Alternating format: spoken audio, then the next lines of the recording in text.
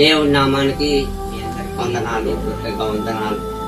మన చెప్పే సాక్ష్యము మరి నా జీవితంలో దేవునికి వెంబడించక ముప్పు చాలా బలహీనతగా, చాలా వేసనగా ఉండాను. చెడు అభిప్రాయాలతో, చెడు ఆలోచనలతో ఉన్న సందర్భాల్లో నాకు చాలా బలహీనత వచ్చింది. చాలా సెల్లంగులు, అంతరాలు. ఆయన ఏ హాస్పిటల్కి వెళ్ళినా, మరి ఎక్కడికి వెళ్ళినా తగ్గట్లేని పరిస్థితుల్లో నిజంగా దేవుడు గొప్పవాడని తెలుసుకొని, ఆ దేవుడు శక్తిమంతుడని తెలుసుకొని ఆ దేవుని వెంబడించడం జరిగింది. అదే యేసుక్రీస్తు ప్రభు. ఆయన్ని వెంబడించి తర్వాత దేవుడు నన్ను ఎంతగానో బలపరిచి పరిశుద్ధాత్మ శక్తి నా మీద ఉంచి నన్ను సువార్తకి వెళ్ళడానికి దేవుడు చూపించాడు. అయితే నేను చేస్తున్న సాక్ష్యం వెళ్తున్న సువార్త వెళ్తున్న సందర్భాలలో ఎన్నో ఒడిదుడుకులు, కష్టాలు వచ్చినప్పటికైనా దేవుడి అందు స్థిరంగా ఉండి బలంగా ఉండి దేవుని సేవ చేయాలని కూడా నేను అనుకోలేదు. దేవుని సేవ చేయడానికి కూడా నాకేమో సరిగా మాటలు రావు, అలాగే సరైన జ్ఞానం లేదు. అయితే నేను చెప్పడానికి కూడా అరుగుడు కాను అన్న సందర్భాల్లో పోయాను. అయితే దేవుడు ఎంతగానో బలపరిచి నాతో మాట్లాడు ఒక సేవకుడి ద్వారా. ఆ సేవకుడు చెప్పిన మాటలు విని ఆ సేవకుడు ఏదైతే మరి సువార్త చేయాలి, మరి గ్రామాలకి దర్శించాలి, అలాగా చేస్తున్నప్పుడు దేవుడు నేను ఇంకా బలంగా ఓడుకుంటాడు. నీకు దేవుడు సేవకుడిగా దేవుడు నిన్ను నియమించాలని ఆశపడుతున్నాడని ఆ సేవకుడు చెప్తే, నేను ఇక్కడ జరుగుతున్న సందర్భాల్లో మరి నేను పాత దినాల్లో అంటే దేవుడు వెంబడించక ముందు నేను అడగవలసిన అడగాలు ఏంటి, నా ఆలోచన ఏంటి, మరి దేవుడిని అంటే దేవుణ్ణి దైవ సేవకు కూడా దూషించేవాడిని.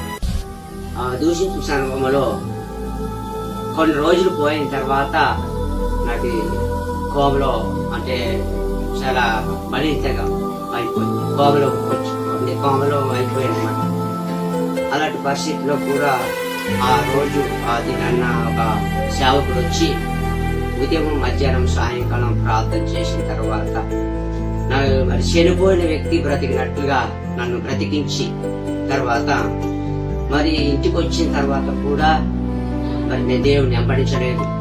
మా మతములో, మా కులాల్లో నా దేవుణ్ణి ఆరాధిస్తూ ఉండేవాళ్ళము. సందర్భాల్లో కూడా మళ్ళీ దేవుడు మరి నాకు చాలా బలహీనత, మా కుటుంబంలో కూడా బలహీనతలు వచ్చాయి. ఆ బలహీనతలు వచ్చినప్పటికైనా దేవుని వెంబడించిన తర్వాత దేవుడు నాకు ఎంతో సహాయం చేశాడు. ఇప్పుడు మరి ఆ బలహీనతను తొలగించిన తర్వాత నేను దేవుడికి వెంబడించిన తర్వాత ఈ స్థితిలో దేవుడు నాకు దశావకుగా మరి దేవుడు నిరూపించడం, మరి సేవ చేయడానికి పరిశుద్ధాత్మ ప్రేరేపణతో ఆయన నడిపించడం వెళ్తున్న సందర్భాల్లో కూడా ఉన్నాయి. అయితే నేను చాలా మరి ఏ పని చేసేవాడిని అంటే వ్యవసాయం పని చేసేవాడిని.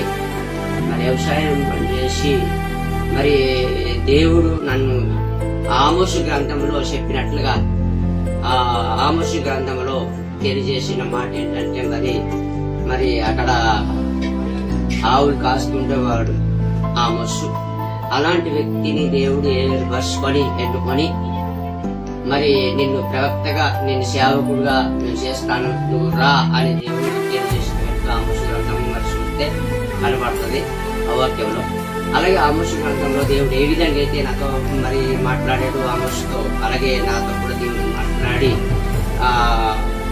మరి కాస్తున్న ఆవులను విడిచిపెట్టి మరి ఇవన్నీ పాత పద్ధతిని విడిచిపెట్టి రాగుడు నుండి అలాగే శరీర బానిసల నుండి విడిచిపెట్టి దేవుడి సన్నిధికి నడవడం జరిగింది.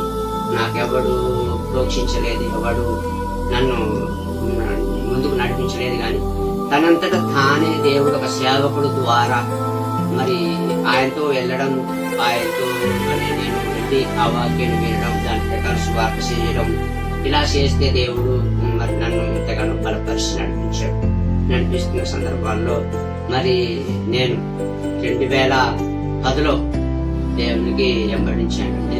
2011 2012లో పరిశుద్ధ ఆత్మ ప్రేరకంతో నన్ను నడిపించి 2013 14లో దేవుడు సంపూర్ణమైన సేవ దేవుడిచ్చాడు. మరి సేవలో నడుస్తున్నాను.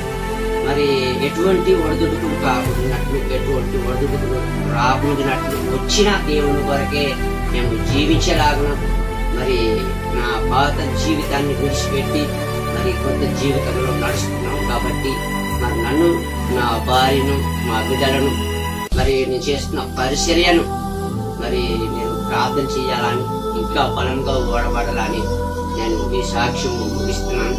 మరి చిన్న సాక్ష్యం దేవుడు దీవించి ఆశీర్వదించిన గాక. మీ అందరికీ హృదయపూర్వకంగా వందనాలు. సహోదరులకు, సంఘములకు, మరి పరిచయం చేస్తున్న ప్రతి దైవజనులను, దైవజనురాలను వందనాలు. ఆమేన్.